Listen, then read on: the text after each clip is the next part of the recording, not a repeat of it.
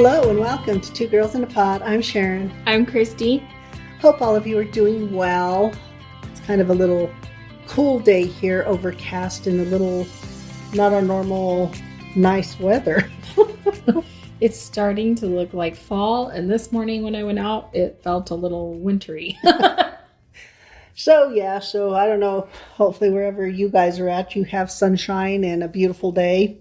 Yeah. Last week we were very fortunate that we had Tammy on to talk about CBD and just the benefits of using it.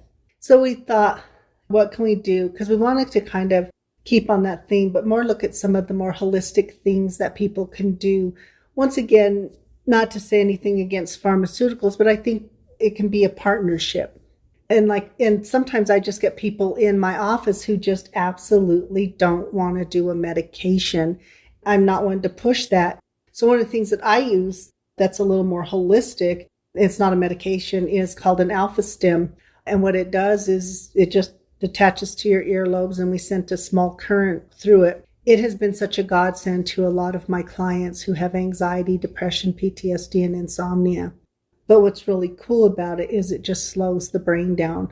You know, when we're talking about being healthy, our stress levels really contribute to our health, not just our mental health, but we're really talking about our physical health as well.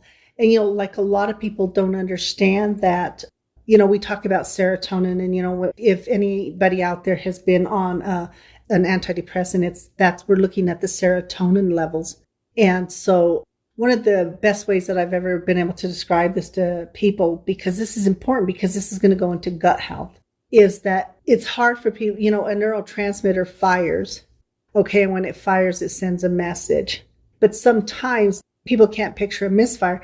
But what I'll do is I'll draw on a piece of paper and I'll just draw a little thing that has, looks like and I'll tell them they're just swimming pools lined up next to each other. But one swimming pool has the water filled to the top, so you jump in, you can swim right across to the next one. Well, the other one it's only halfway full, so now you got to jump down lower, you got to swim across, but then you have to climb up. You have to climb up instead of swim straight across. So that's a good way of looking at it, is that there's a misfire, that you have to do more work to get where you're going. There's gaps. Yes. So with serotonin, what a lot of people don't know is a majority of our serotonin is actually made in our gut. It's not in our head, even though mental health wise, we're treating the serotonin in the head. Okay. But that serotonin is what helps keeps our mood balanced and stuff like that. So when we look at even our mood and stuff, sometimes people say, you know, I don't feel good. My mood's not elevated. My energy. And I'll sit there with them. I'll say, what is it you're eating? What are you ingesting? And they're looking at me like, I thought you were a therapist, not a nutritionist. But that's a huge factor, and it all plays in together. I think that you have to take into consideration, for one thing, when you're stressed out, a lot of times your eating habits aren't what they should be. You're trying to cope, but it's creating a problem on the backside. And I think that was such a great little thing there that you said. And the reason why is because oftentimes when people's mood is dysregulated, what they do is they eat what's called comfort food, which is usually food that is high in salt or high in sugar, which both of those have an adverse effect, believe it or not, just on our body, but on our mood.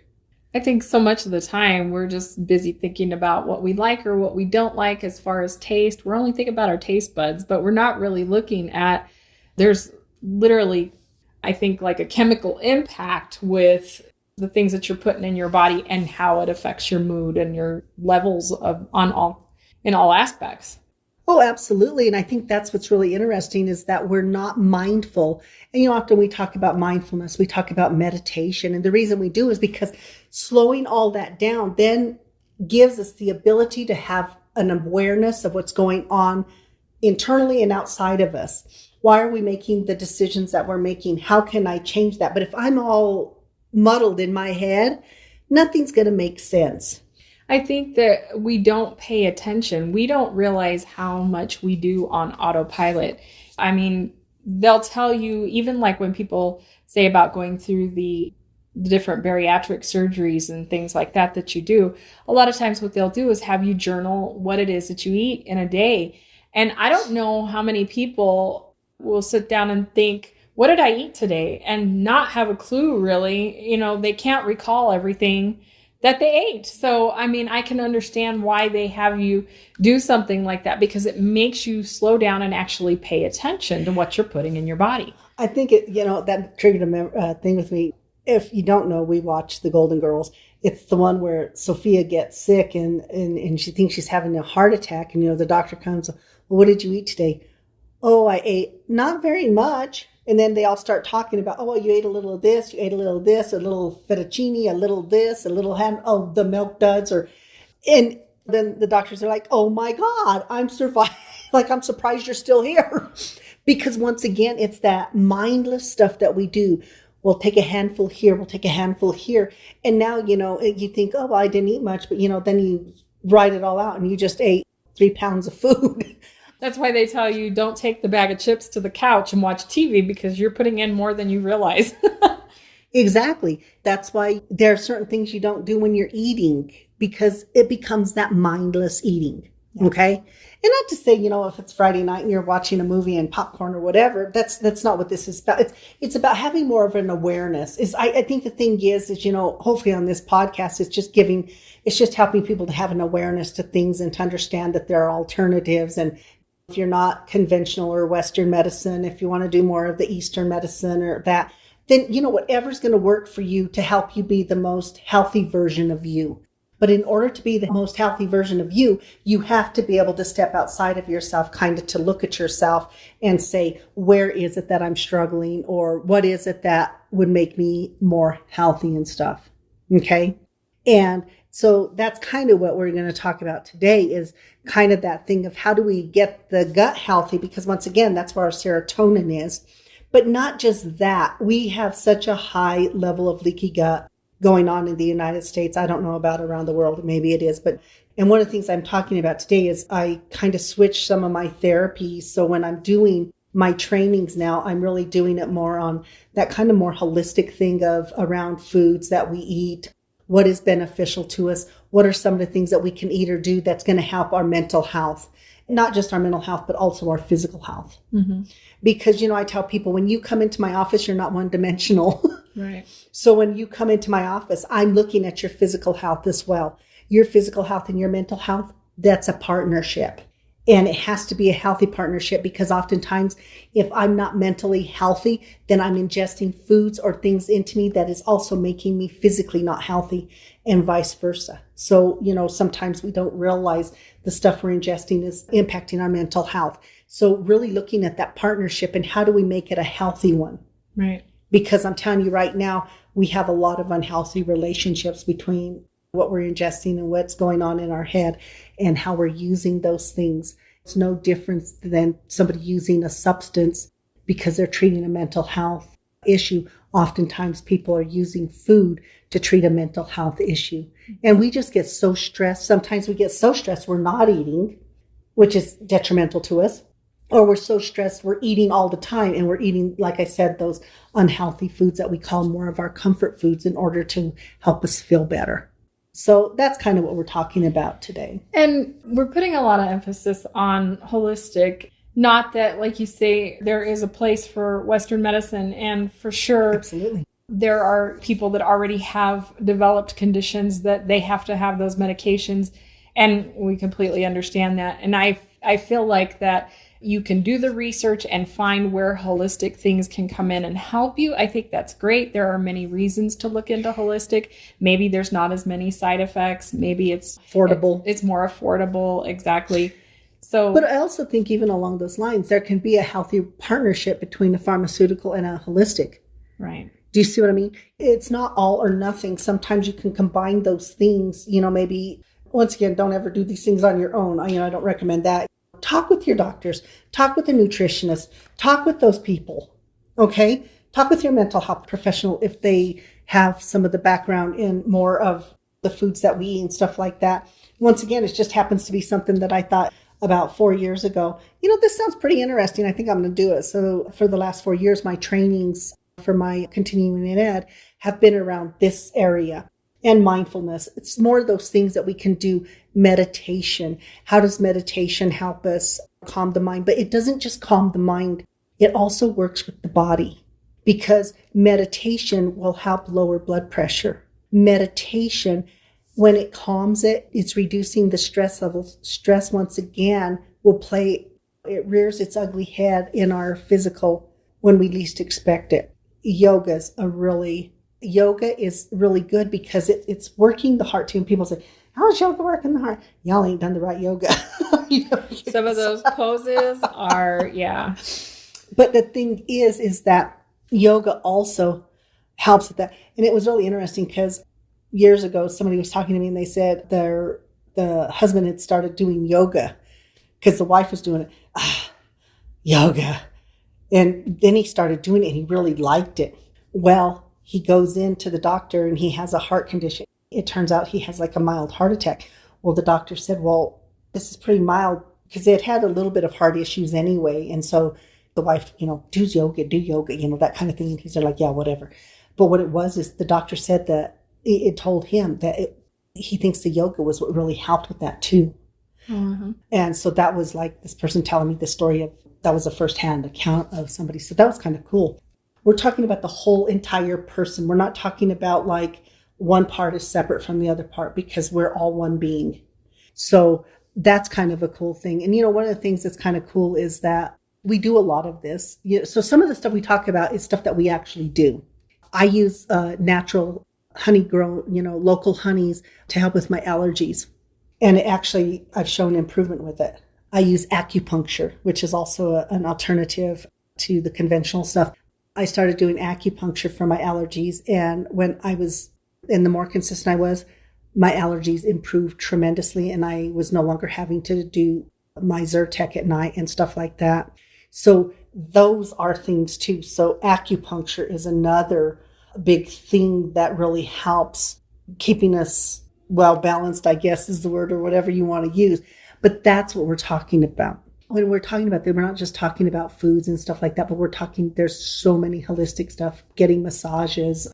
Yeah, and nutrition does play a huge piece of it. I feel like, because I've been doing the acupuncture too, just to elevate mood and energy, and I really feel like that it does help. We took some time off from it, and I felt like once we had gone back to it and started doing it consistently again, I had better result. All of those things, because even when you're doing the acupuncture, you have that time where while you're there, you're just doing this rest thing. If you can, anything that you can do like with that, with meditation or any of that, where that you're calming your mind and slowing it down, and you're not concentrating on all of the things of the day.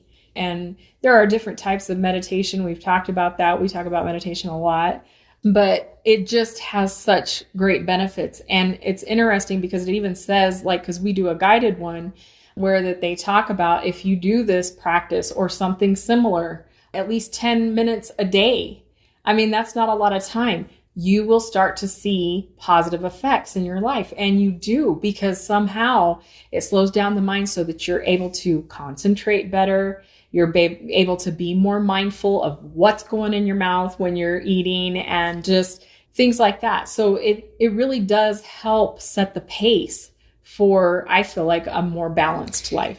It's interesting because part of some of my clients, their treatment plan is that they do meditation, and they all come back to me and say, why is that working? Well, one thing is meditation is kind of slowing everything down, like you said. So basically, if you're picturing a whole bunch of neurotransmitters firing, then it goes to it's not that slow, but there's such a smaller amount that's happening that it calms everything down. And so therefore, like you said, you can now work on things as they come up. There's more of an awareness to things that you're able to do. And so my clients that I have doing it, they've all said it makes such a huge difference, especially the ones that are angry. They're not as angry because they don't even know what they're angry about, because it's such an instantaneous thing. But that meditation then slows it down. And, I always tell people, whenever you're angry or whatever that mood is that's elevated, what we would call a negative mood that's elevated, if you realize that it just happens that fast. Well, yes, that fast out here, but it's not that fast in our brain. And I told one of my clients, I said, there's like this nanosecond in the brain before you speak. Well, that's not, I said, but in your brain it is. And he came back to me and goes, oh my gosh. He goes, you're right. He goes, in that nanosecond, he goes, if you're aware of it, he said, I'm able to say something different. So it's helped him tremendously with his anger. Mm-hmm. Tremendously. Well, I don't think that people even realize it's like how much anxiety they're carrying around with them all the time. And I think that, so something will happen and, it triggers them to go to that angry place, and it happens so quickly. But it's because I think that we're staying in that level of agitation all the time. It can be anything. It could be traffic. It turns into road rage and all of that. And it's because all this is built up to get to that point, I think. So slowing everything down really is important, and it stays the more you practice it. And y'all, I'm going to tell you right now, Christy is one of the most chill people, but road rage used to be her thing. I tell people that who know her that they're like, Christy? And no. you know how I justified, I always would think it's not that I want to injure the person. I just get so angry. I want to go beat their car to pieces. So I felt like that was somehow a positive that I did. It wasn't that I wanted to take it out on the person. I wanted to beat their car to pieces. See how we justify things, people? Yeah. So, but yeah, y'all, that was the old Christy. Yes. And I didn't realize that what I was, it didn't matter that I didn't want to beat the person up. I just was feeling that anger, that upset in myself, and keeping, that agitation with you. It does. It kind of like leaves a stain and stays with you as you go for a little while, and so it's a strong negative impact. I remember, I believe it was Richard Gere was watching an interview with him. He says, I wish you a good life. And so I would tell her, if they do that, and I would say, oh, you stupid person. And I would say, stop. I'd say, no, I wish you a good life. And part of me was just there like, I really don't. But the more you do it, even like that, there's, whatever those words are, because we use words of affirmation and things like that. We talk constantly about gratitude and how that changes that, and it helps you. Gratitude will motivate you. Mm-hmm. That's one of those instances where when you start out, you're kind of faking it till you make it. But eventually the words start to mean something. Pretty much, yes. Yeah. It starts somewhere. Baby steps. But, it's funny because, as we talk about we've been on this journey, and, and once again, the stuff that we're talking about with you guys is not stuff that we don't practice. We've switched so much of our food. I mean, yours was chocolate. Now you do dark chocolate, and not even that much. We don't do soda. It's very rare. And if we do a soda, it's ginger ale, just things like that. We don't have desserts in our home. Yeah. Except our neighbor did make some delicious pumpkin bread and banana bread. So we were obligated to have a piece, and it was delicious. But that's not something that we normally do. So these are things that we're doing because we realize the sugars were impacting us. Sugars cause that inflammation. It messes with mood. It does all of those kind of things. People don't realize how addictive sugar is. And that's I think one of the main things with the soda. There are so many people that are so addicted to soda. They just won't give that up. And I think it's because of the sugar content. When you talk about the gastric sleeve, when I talk about my clients about the gastric sleeve, that's their number one thing. Giving up the soda. Yeah. That is such a hard thing for them. Yeah. And sugars. So it's soda and candy. I think those go hand in hand. Yes, it really does. And so it's one of those difficult things. But sugar's like a drug, people, whether we want to admit it or not. At some point, we're all junkies when it comes to sugar. Yeah. Because we just, it's one of those things that we're marketing, and we're doing all of this kind of stuff with it. And it's in everything, a lot of things, I should say, not everything, but it's in a lot of things. And it is having an impact on our bodies and on our mind. And once you start to make the changes, you can pay attention to your body in a different way and realize, like, when you actually cut those ties and you're off of something for a while, if you go back and try that again, you will feel the impact on your body, and it will be noticeable because you've been off of it for that amount of time. Exactly. So like, we don't eat at fast food. It's a very rarity that we do that. And we don't do the soda, even if we do. But we wanted to, it was a long time ago, we wanted the Coke from McDonald's, and then we both got, nope. Yeah. that didn't work out quite the way we wanted it to. But once again, it's kind of, you live and you learn, and you kind of see these things and what works for you and what doesn't work for you. And remember, this isn't one glove fits all. Definitely not. It's each person has to tweak it to their body chemistry and stuff like that. But you become more aware of what your body is doing, and then you'll realize, there are impacts that are happening on the backside when you take in some of these foods that you're not even realizing that it's doing that. Maybe you get up and you're feeling sluggish one day or whatever, you're stiff and you do not realize it's what you're putting in. A lot of the time you'll find after you've been off something, then you can spot it. When you go back to something like that and you're like, oh man, maybe this is what was creating this. It is. And, people will get, if as soon as we say, I have to give something up, our brain goes into, oh no, you're not going to make me. And I always tell people, don't say that. Say, I'm going to replace it with something, because there's an emotional buy-in or tie-in to whatever that is. Right. And you don't even realize that it just happens. I feel like, that you don't understand why you're doing it, but it can a lot of times be like a coping thing or something like that. That's the reason you're consuming that. One of the things is when I have women who come to me and they're going through menopause and they're having all the symptoms, but a lot of them don't want to do the estrogen stuff and all that. One thing I'll tell, talk with your doctors about black cohosh. And one of my clients goes, what on earth is that? I said, just talk to your doctor about it. And she did. And, her doctor was there. Well, yeah, black cohosh does have. Sometimes your doctors will know these things. And I always say, have the conversation with them.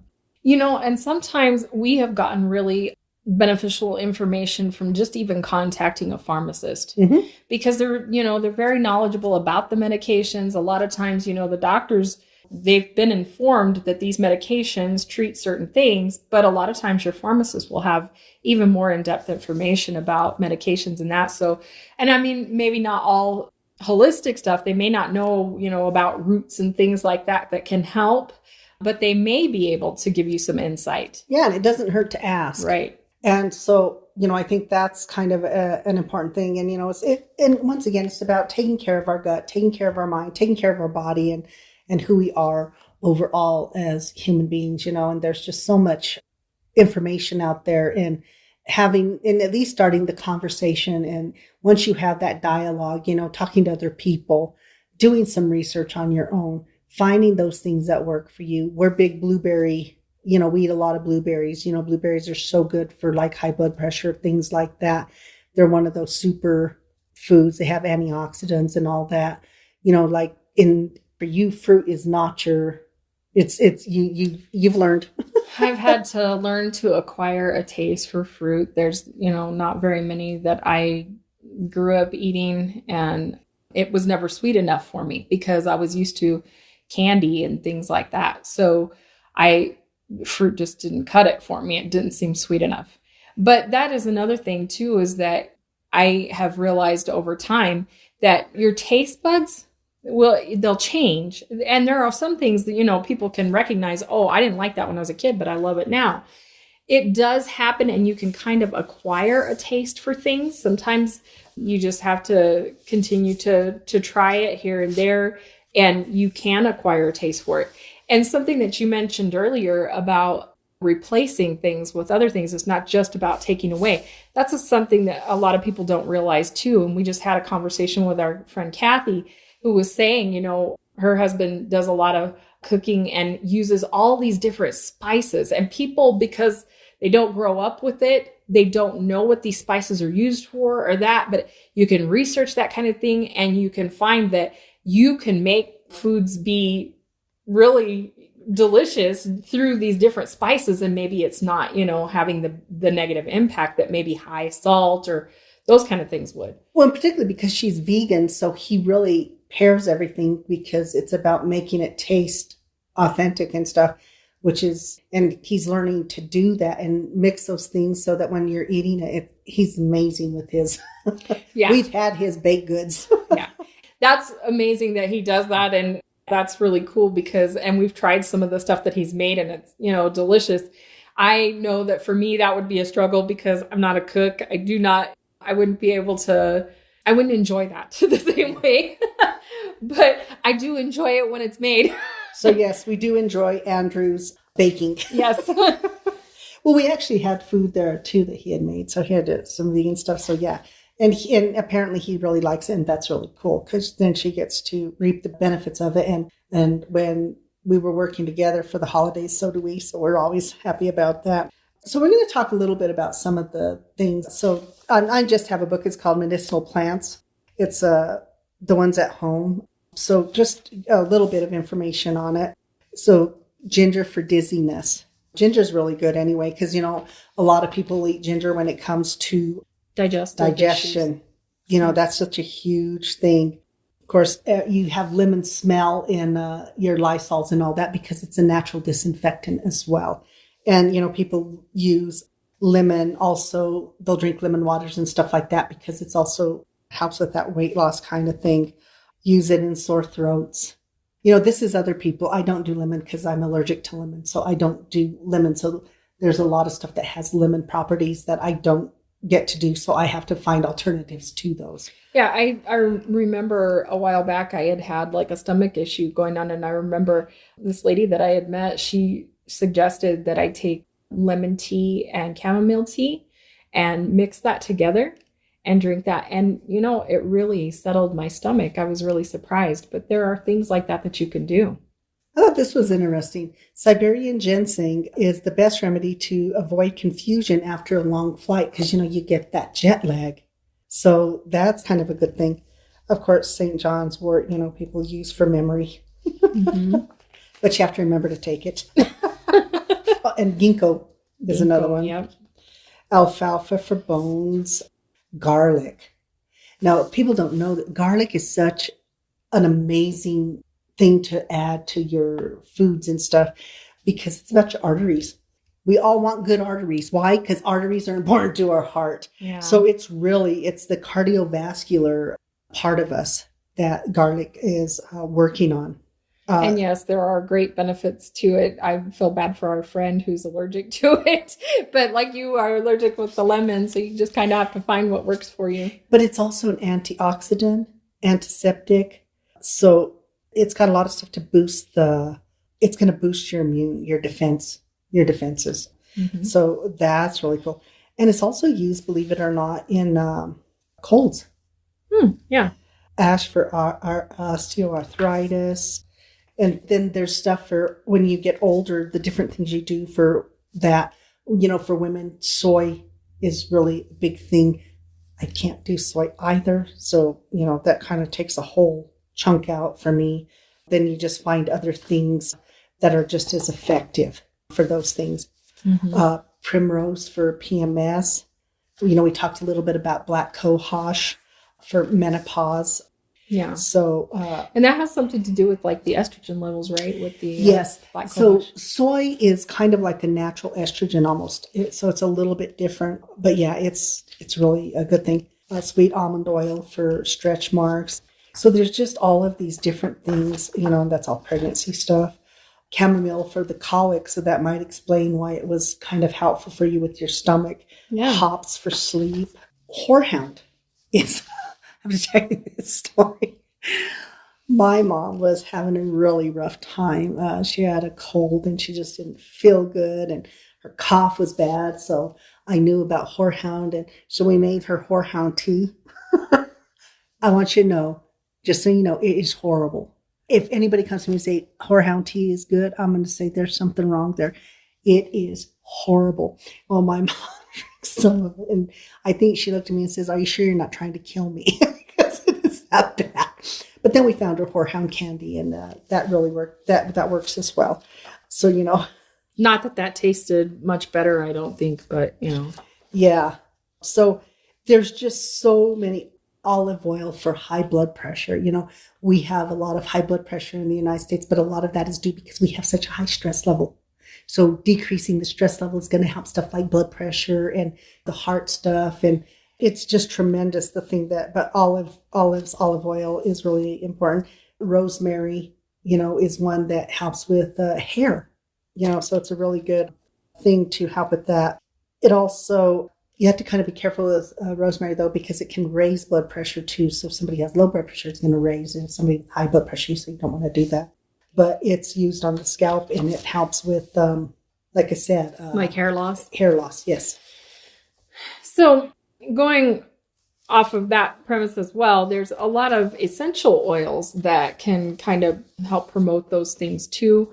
A lot of people have heard the benefits of lavender being for relaxation. And as you mentioned, decreasing the stress level is one of the main goals, I feel like, in helping with so many physical ailments. Eucalyptus is another one. A lot of people just even like the smell. They say about it being cool and calming, but it also helps with asthma and respiratory problems, they have found. One of the things that we do is we have Sylvia, who does our essential oils, gave us a gift, and it looks like a pumice, but it's in a bowl. And then you drop the essential oils in that so you can smell. Well, we have one in our shower, so we use the eucalyptus oil when we shower. And for me, because of my allergies, I find that it really helps. It kind of loosens stuff up, and you just breathe better. Yeah. Tea tree, they say it's a good antiseptic, good for skin infections and cleansing. Rosemary, I think you had mentioned that, but it's good for pain, pain relief, digestion, and as you mentioned, helps the hair follicle. And then also lemon. It aids with respiratory circulation, and it's invigorating. And, a lot of people will drink that in their water. I know they say that's really good for you. I'm not a big fan of lemon myself, but just doing the research on that and finding the essential, at least with the essential oils, I feel like you're not going to get a lot of bad side effects. If it doesn't work, it doesn't work for you, but yeah, it's worth a try. And once again, you're going to tweak it to your own stuff. So that's what's kind of cool about that whole process is it's about what you want to do with it. Real quickly, another book called Good Gut, Great Health, The Full Guide to Optimizing Your Energy and Vitality by Vicki Edson and Adam Palmer. And this one is just about the thing of spices. Cinnamon is really big because it regulates blood sugar levels, because it enhances the insulin. It also is a potent anti-inflammatory, which is really important for blood pressure and stuff like that, because you want to keep inflammation down, but it's going to help with joint pain, irritable bowel syndrome, skin problems. So it's really a huge one. Chili powder is another one that can help with weight loss by boosting your metabolism. It releases endorphins to enhance your mood. So we use a lot of cayenne. So cayenne is a big one in our home, but it also has a thing for thinning blood and improving cholesterol levels.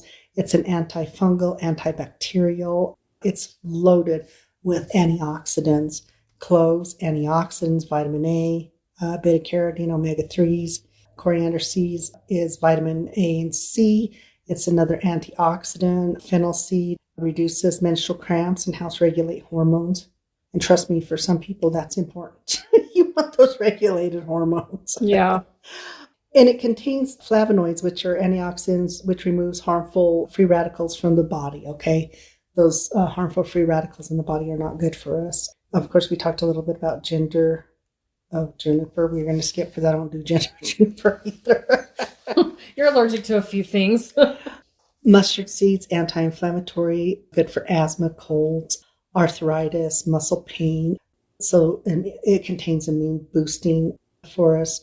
Nutmeg is great for mood boosting, and it smells good. It's also rich in B complex vitamins, vitamin C, folic acid, beta carotene. Now, this one's important because it stimulates the brain and improves concentrations, helps eliminate stress, fatigue, anxiety, and depression. That's nutmeg, people. Nutmeg. And it's that time of the season. We're coming into fall. This is cinnamon and nutmeg season. So let's remember this. Now we know why they put it around the holidays, because that can be stressful. Peppercorn, the black peppercorn, that stimulates the hydrochloric acid secretions in the stomach, and that's to really help improve that digestion that's taking place there, okay? It helps to remove toxins from the body. Poppy seed contains calcium, copper, phosphorus, manganese, which is all really good. to help strengthen and protect bones, okay? Turmeric. Turmeric. That has huge healing. You can treat wounds, skin conditions. It's an antibacterial, antiviral, antifungal, anti-aging effects. And don't we all want that? It neutralizes free radicals, which can lead to wrinkles. It improves liver detoxification and also supports the immune, digestive, and nervous system. And if you pair that, I paired that with cayenne because it kind of does an extra boost for it. Mm-hmm. So it kind of makes it into a superpower, which is really important. Vanilla, of course, is our calming one. You know, when you use vanilla, you often see vanilla and lavender together. It's because that property together enhances that. Mm-hmm. Okay. So it also has the vitamin Bs that are really important for maintaining and sustaining us. So it's kind of a lot of information, you know, but I tell people, take some time and do some research on it, you know. It's been important for us. We've been really pleased with the results of the stuff that we've been doing. And even if we go in and, you know, if our doctor says, oh, well, this number's off, then we're really good about saying, give us a minute, let us work on this. And oftentimes we'll go back in and they'll say, okay, everything's pretty leveled out here. Yeah. And it's simply due to the fact of our eating. The other thing I'm going to add into this is, you know, when we talk about weight loss, people will work out, and they might say, well, Jesus, why isn't anything happening? People with weight loss, that's such a small percentage in comparison to what we eat. What we eat is a higher percentage. It's like 80% of what we eat is going to contribute more to our weight loss than our workout. It is a combination that we have to do. And that's why the mindset has to be right. Yes. If the mindset is right and that plays into it, all the foods that you're taking in is having an impact on how your brain functions. It's going to have an overall impact in how your whole body functions, how you feel when you do the workout. You know, you want to have the energy to do it. So, I mean, you have to take all that into account. And one of the things we don't get enough of in our society is our proteins. Mm-hmm. Fast foods, all of those things that you eat quickly are usually higher in carbohydrates. Carbohydrates break down into a simple sugar. That's why diabetics can't have a lot of carbohydrates, because it breaks down into the simple sugar, which, you know, the pancreas is part of the insulin thing. So then it's counterproductive. People say, well, I'm eating really healthy. Well, it's what are you eating though? It's processed foods are not our friends. Sorry for anybody who works in those industries, but they're not our friends because of the stuff they have to put in them in order to keep them, the shelf life and all of that. They're made for convenience. Yes. And it doesn't mean you don't ever eat them. But what we're saying is finding that balance so that you can be the healthiest you that you can possibly be. Do we eat processed foods sometimes? Absolutely. Is it a lot? No. We try to limit it. We do our best to limit that. Do we eat unhealthy foods? Yep. Because it's always a work in progress. That's why we always talk about everything being a practice every day, because you're going to have those moments, you know, where that you have something that maybe you don't regularly have, and that's okay.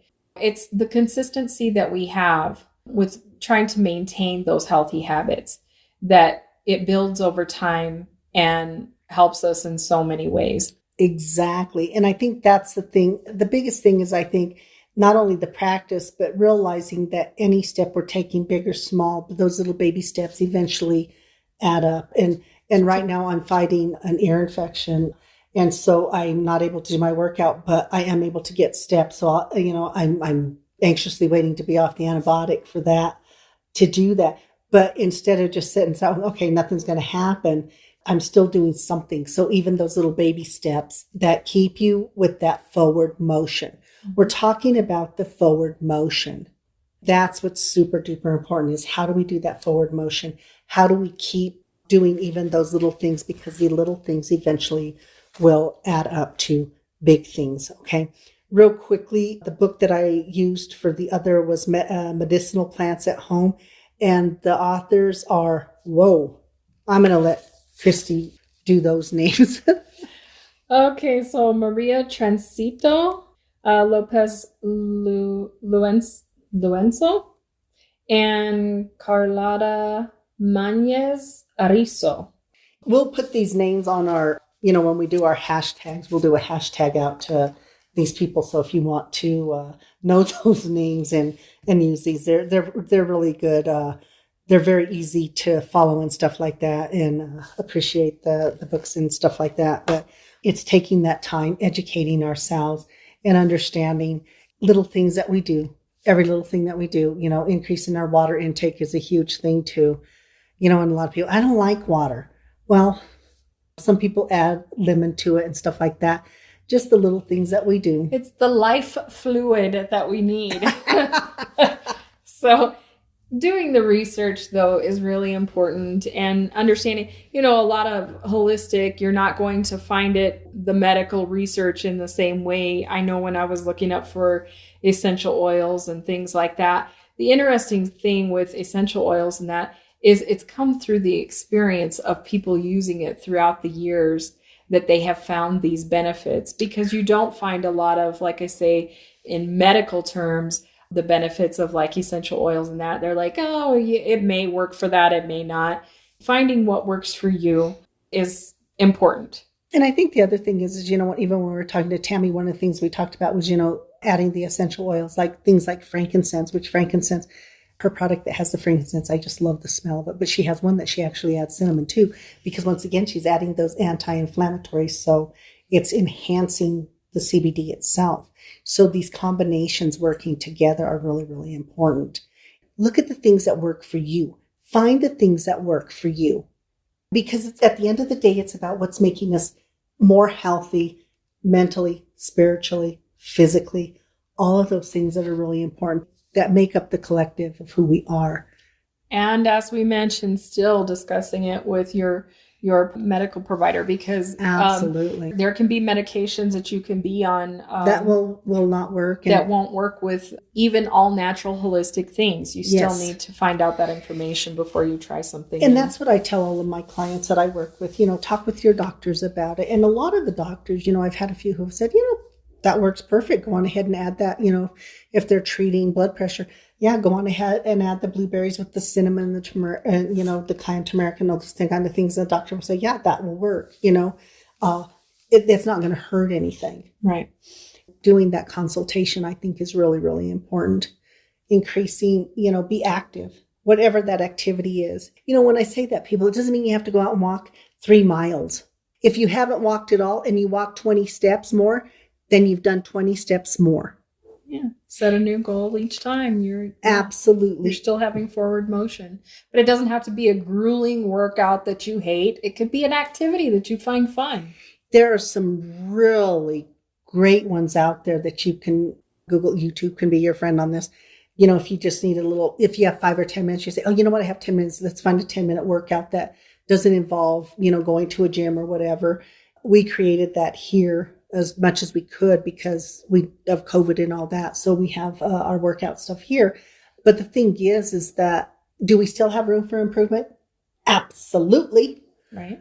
Do we keep modifying and changing up things? Yep. We talked a little bit about intermediate fasting, and we're looking at that. And there's been a lot of research on it and why it's important and how it really helps to reset the gut and everything, and kind of gives your body a minute to not have to work so hard to get all the toxins out and stuff.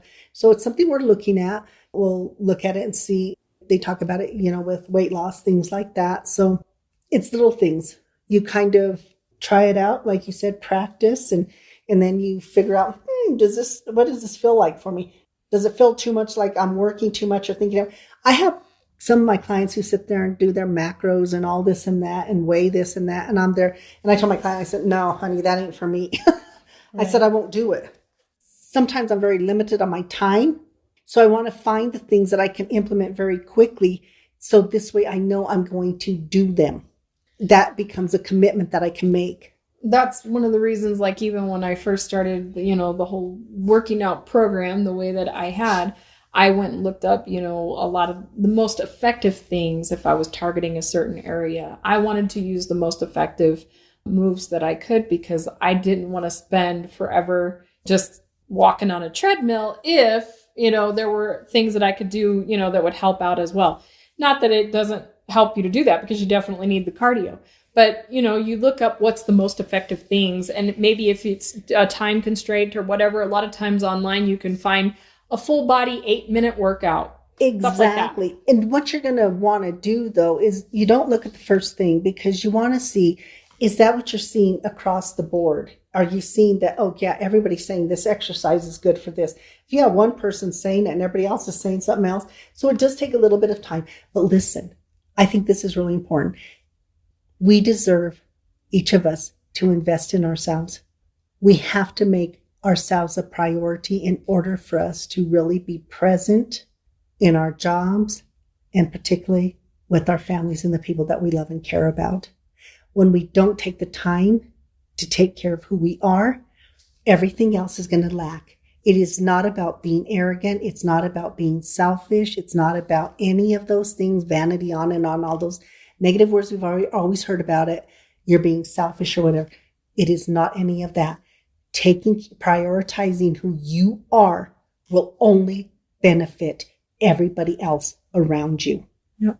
So we hope that some of the information today was informative. We hope that anybody who takes that one extra step or whatever, good for you. And we really look forward to next week. And as always, if any feedback, you can always get back feedback to us on our Facebook and also through the email address, which is podcast.2 girlsinapod@hotmail.com. So everybody have a wonderful week. Be kind to each other. And as always, we are so extremely grateful to each and every one of our listeners. Yes, thank you. Thank you so much. Bye. Bye.